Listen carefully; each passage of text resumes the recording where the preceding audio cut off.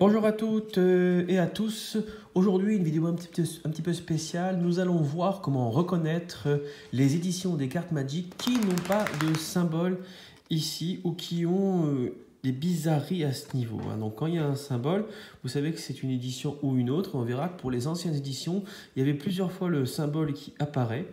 Mais il ne faut surtout pas confondre, par exemple, ici, cette carte est une carte légende. Comment je le sais? C'est parce qu'il y a ce petit symbole, mais surtout parce qu'elle est à bord noir et il y a un espacement entre la date et le bord noir, justement. Alors, il ne faut surtout pas confondre avec une carte qui ressemble, qui serait identique, mais à bord blanc. Donc les bords noirs ont beaucoup plus de valeur. Cette carte, par exemple, elle cote aux alentours de 2-3 €, alors qu'une carte équivalente en Chronicle, ça s'appelle l'édition Chronicle, alors que celle-là c'est l'édition Légende, eh bien elle ne vaut quasiment rien.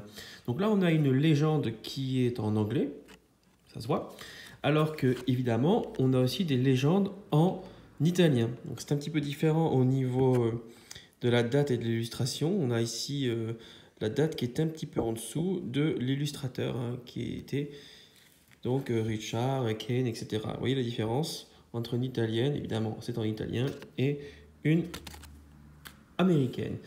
Évidemment, dans le même genre d'idée, nous avons aussi des cartes qu'on appelle les cartes d'édition Antiquité, où il y a ce petit symbole. Elles sont aussi à bord noir et il y a toujours ce petit espacement avec ici aucune date. À ne pas confondre avec des cartes qui ressemblent justement et qui sont avec la date, qui sont des cartes Renaissance qui ne valent, encore une fois, quasiment rien.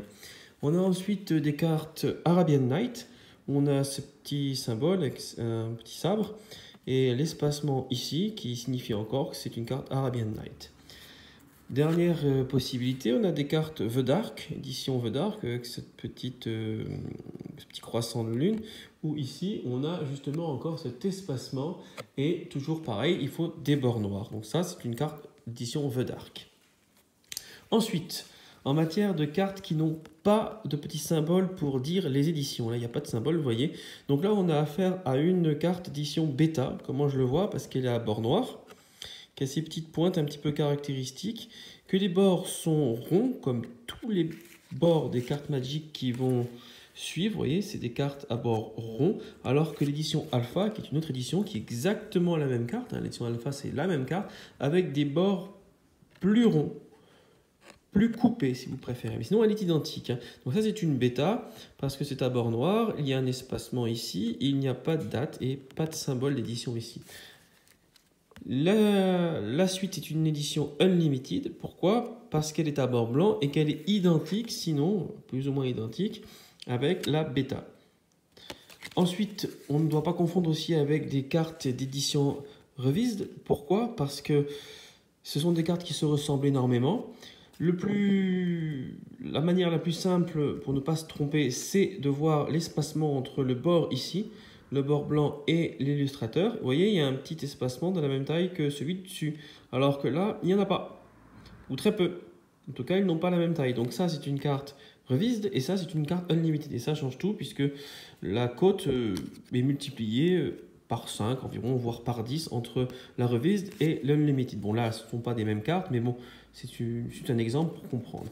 Ensuite, nous avons les cartes françaises, donc elles sont forcément françaises, alors que celle-là était américaine, et il n'y a que des cartes américaines en édition Revised. Donc la carte française équivalente qui justement va au niveau du bord va différer. Vous voyez qu'ici on a une date, alors qu'on n'en a pas ici. Ensuite, à ne pas confondre enfin avec la même édition mais en bord noir. Donc tout est identique, tout est pareil, sauf qu'évidemment le bord est noir. Alors on pourra avoir cette carte en bord noir, mais évidemment la seule différence c'est le bord. Donc ça ce sont des éditions françaises Blackboard et là édition française Whiteboard. Si vous n'avez pas compris parce que mes explications étaient vaseuses, pourries et ambiguës, n'hésitez pas à me mettre des petits messages, des petits commentaires ou tout simplement à m'envoyer un email ou mieux encore à vous abonner. Ciao ciao!